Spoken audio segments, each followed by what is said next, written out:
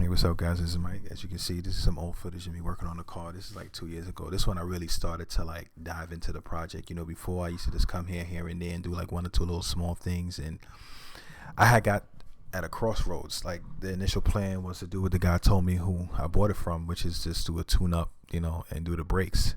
But after driving it and looking through the engine and seeing how dirty and sludgy it was, and all like the like dried up antifreeze all over the place, I was like, you know what? I really need to address these other issues to make sure that I have a solid vehicle. I would hate to like just do my time and belt or just do a basic tune up and then have to remove all those things to fix a problem that I could address if I just took my time and really, work on the vehicle. It wasn't like I was in desperate need of a car. I have my daily car, the family vehicle. This is just a side project, and it was specifically bought for me to learn and to develop my automotive skills. I'm handy. I could do some things. I've been doing things for my vehicles myself, and as they come up, if I can learn it, I'll take care of it, and do it. But to get to this level, I really wanted to have that project where it's like, you know what, Mike, this is you. You gotta take it apart and put it back together, and that was something that I did.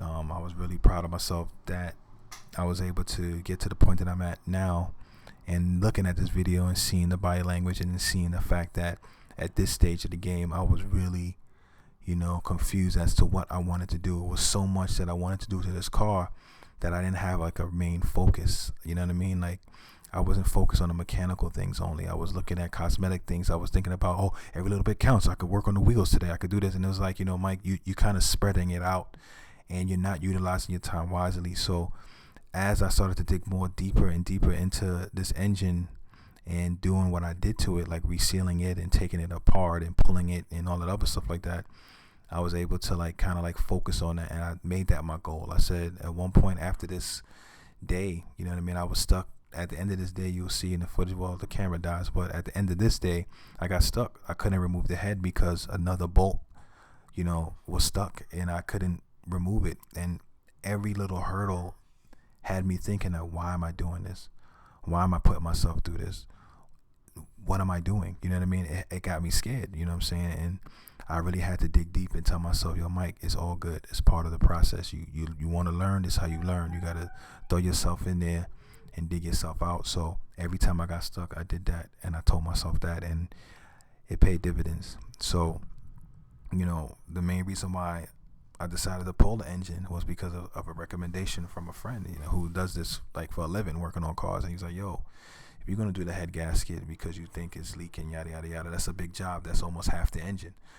I said, if you're going to do that and you talk about the manual swap and you got the parts for the manual swap, you might as well just pull the whole engine and transmission out one time and, put everything back together outside and put it in. And it made a lot of sense. And because of him, I took it to that level the following year. I think on my birthday as well, I had a colleague of mine who's a good like mentor when it comes to this automotive stuff come through, and he helped me out, helped me pull the engine, and the rest is history. I was able to start pulling things apart, cleaning things up, piecing things together, and really looking at it and learning the ins and outs of this engine.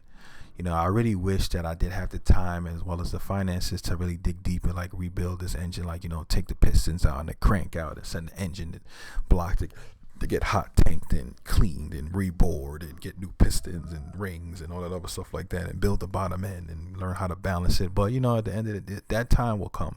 It's an M20 engine. It ain't like it's an S52 or S54 or something with like some power that I can do that. It's just a basic thing, and I got it down to the block, cleaned it up, painted it, sent the head in to get looked at and researched and decked. You know what I mean? And after that, it was just like putting back the pieces of the puzzle and remembering when things go. That was like one of the hardest parts for me. But I'm really happy that I've gone through this experience. I'm very close to getting the car to run.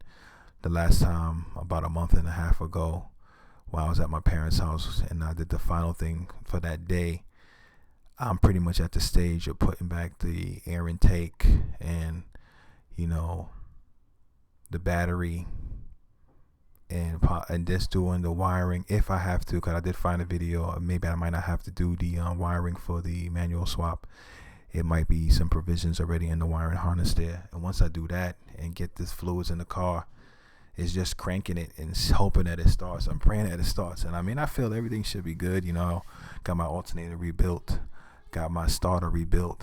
You know what I mean? Got a new clutch, flywheel, hoping that the transmission that the guy gave me is a good one, that he ain't play me when I bought it. Cause, you know, there's no way for me to check it because I bought it. But, you know, things like that. And just seeing the car right now in this video, you know, on its wheels as opposed to on the bricks that I have it on currently, it just gives a different perspective, a different profile. It get me excited to see it on its wheels, knowing that I'm a few weeks away possibly to hopefully driving that car around the block. You know what I mean? I really am excited at that, you know what I mean? And I've come a long way, and it's a blessing, to be honest with you, you know what I mean? It really is. And I really want to start, you know, utilizing this time that we have off from work and social distancing and not being able to go anywhere to really work on the car. I was hesitant to do so because, you know, I didn't want to go to my parents, you know, and put them at risk or vice versa.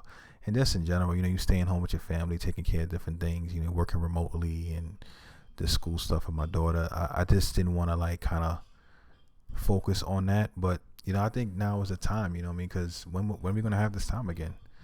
You know, I have to find a silver lining in somewhat in this whole situation. You know, you look at it from that perspective, you realize that, look, man, if I could take some time that I have some days off to do something positive, do something to take my mind off of this whole situation that's going on or any other stress that I might have, why not do it? You know what I mean? Because that was the main thing that kind of prolonged this project, is me having time. You know, because a lot of times, family guy, spend time with the family, make sure we take my daughter places, you know, spend time with the wife, you know, spend time with other family. So I didn't really have designated time to really work on the car. And it's not like the car is in my possession where it's in my home. You know, at the end of the day, I live in an apartment on the other side of Queens, and the car is at my parents' house in their yard. So I only can work on it if I have a day off to go over there and spend a few hours. And hopefully if the weather's nice, I can work on it. And if it's not, then, you know, I can't. So, you know, it's been a long time coming. It's getting very close, and I really am excited to show you guys the progress and show you guys when it's running. And I hope it runs. It should. It will. Anyway, I want to thank you guys for the support. I want to thank you guys for watching the videos. I want to thank you guys for the advice.